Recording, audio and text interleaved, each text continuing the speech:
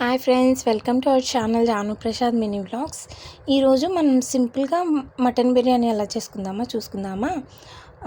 చూడండి, ముందుగా మటన్ పెట్టుకుని అందులో కొంచెం బిర్యానీ మసాలా, మటన్ మసాలా, గరం మసాలా, అల్లం, ధనియాల పొడి, కారం, పసుపు వేసుకోవాలి. ఇంకా అందులో సాల్ట్ కూడా వేసుకోవాలన్నమాట. చూసారు కదా, అంటే సాల్ట్ వేసిన తర్వాత నేను గరం మసాలా, ధనియాల పొడి వేస్తున్నాను.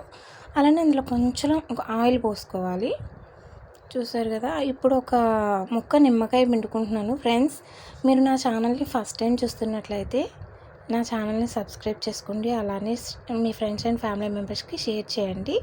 ఇప్పుడు ఇందులో నేను కొంచెం కొత్తిమీర, అలానే ఒక టమాటో వేసాను. చూసారు కదా, ఒక పెద్ద సైజు టమాటో వేసాను అన్నమాట. ఇదంతా ఒకసారి బాగా కలిపేసుకోవాలి.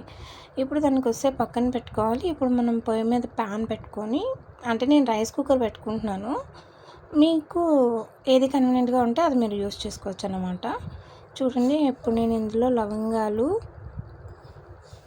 అలానే బిర్యానీ పొడి మసాలా వేసుకుంటున్నాను అనమాట. చూసారు కదా, ఇది కొంచెం వేగిన తర్వాత ఇప్పుడు నేను ముందుగా పెట్టుకున్న పచ్చిమిర్చి, అలానే ఆనియన్స్ కూడా వేసుకుంటున్నాను. ఇందులో ఒక 2 లీఫ్ బిర్యానీ లీఫ్ వేసుకుంటున్నాను. అలానే ఇది కొంచెం రోస్ట్ అవ్వటానికి కోసం అని చెప్పేసి ఆనియన్స్ వేసుకున్నాను.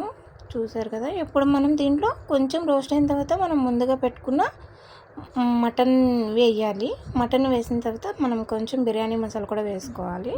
అలానే నేను ముందుగా రైస్ కడిగి పెట్టుకున్నాను కదా, అది కూడా వేస్తున్నాను. ఇది కొంచెం ఒకసారి బాగా కలిపిన తర్వాత అందులో వాటర్ వేసుకోవాలి. అలానే కొంచెం ఆయిల్, ఇంకా గీ వేసుకున్నాను. చూడండి, వేడి వేడి బిర్యానీ రెడీ అయిపోయిందన్నమాట. Thank you for watching friends. Like, share and support చేయండి first. Thank you for watching. Subscribe for more videos.